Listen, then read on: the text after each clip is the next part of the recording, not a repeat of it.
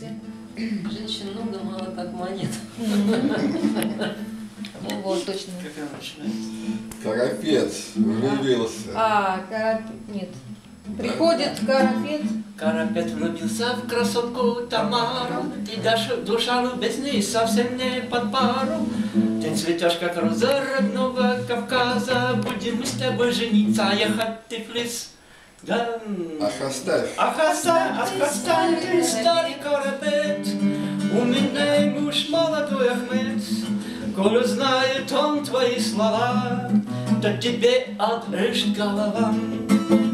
На Кавказе есть гора, самая большая, а под ней течет кура, мутная такая. Если на гору залезть, с нее кидаться, очень много шансов есть с жизнями расстаться. Мы же народ кавказский любим, любовь и ласки, если обман в ласки, то будем мы дурной ходить и точить кинжалы, а потом мы ее режем, чтоб не убежали.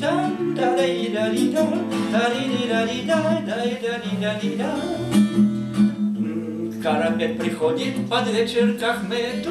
Ахмед, ты хочешь большую монету? Ты жену, конечно, отдашь мне за это. Будем мы на ней жениться, ехать в Тифлис. Говорит Ахмед, зачем же нет? Женщин много, мало так монет. Забирай жену, запьем вино.